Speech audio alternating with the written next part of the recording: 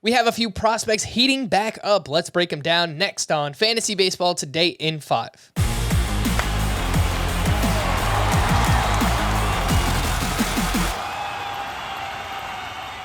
Welcome into FBT in 5. As always, make sure to follow and stream us on Spotify. Today is Saturday, June 11th. I am Frank Stanfield, joined by Scott White. And who are those prospects heating back up? Alex Kirilloff with the Minnesota Twins and Jarred Kelenic with the Seattle Mariners. Scott, what are those guys up to?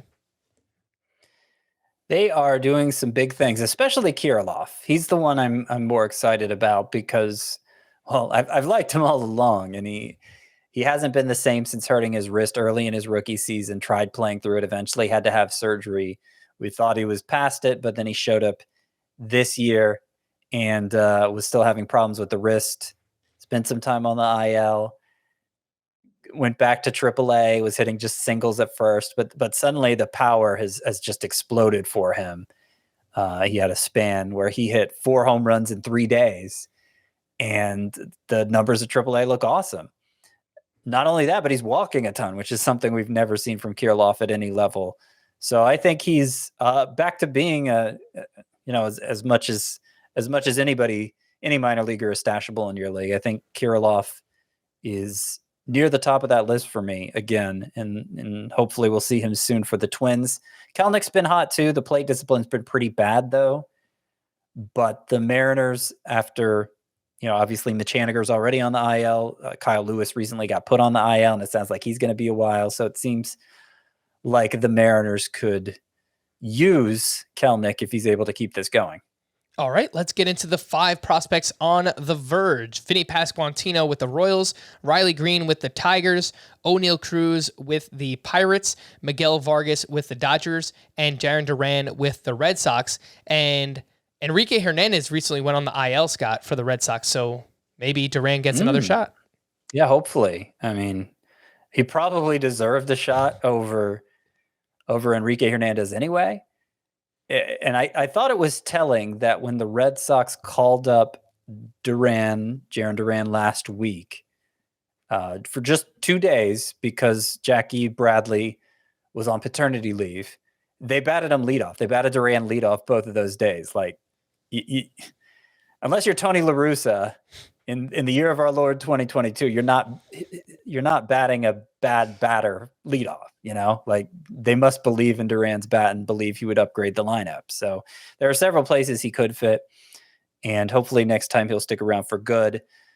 I don't think it's a crazy high ceiling for Duran. He tried tapping into his power more last year. It didn't really work out. So he's gone back to being more of a line drive batting average guy who steals a lot of bases, but there's value in that, especially if he's going to bat leadoff for the Red Sox.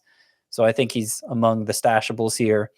The other 4, not much has changed since we last convened. Vinnie Pasquantino has cooled off a bit while Carlos Santana has heated up in the majors. But I still think we'll see Pasquantino before the end of the month. And the same goes for Riley Green. Not as sure for O'Neill Cruz and Miguel Vargas, but Cruz has been performing better of late. And Vargas, obviously Edwin Rios is out for the Dodgers, so there isn't as much cushion if Max Muncy continues to struggle. Muncy just came off the IL, though, and had a great game, so that might complicate Miguel Vargas's path.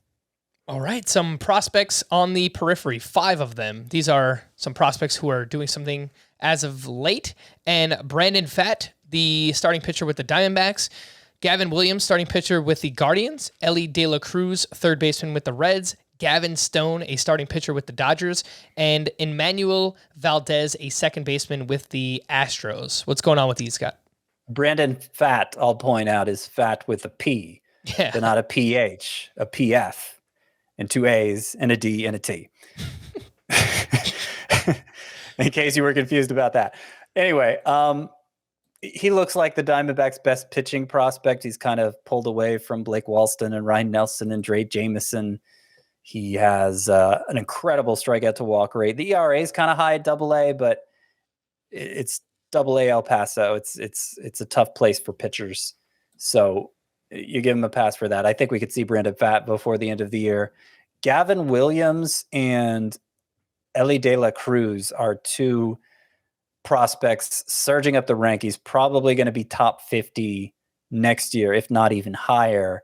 Williams especially is a pitcher for the Guardians, throws 100 miles per hour, 6'6", so he's got a big reach that makes it look even faster. And he has just been untouchable. 140 ERA, recently got promoted to Double-A, looking like another stud pitching prospect for the Guardians. Elly De La Cruz it's a volatile profile, bad plate discipline, but a lot of power, a lot of speed. He could be like a new O'Neal Cruz if he's able to put it together. And so far at high A, he's done just that. Gavin Stone and Manuel Valdez, both very interesting. They might have the best numbers of any pitcher and hitter in the minor leagues this year. Stone for the Dodgers. Just the strikeout to walk ratio is incredible. And Manuel Valdez of the Astros, he's been getting on base a ton, hitting for power. He's 5'9", and he also doesn't fit anywhere defensively. He's kind of like Jose Miranda.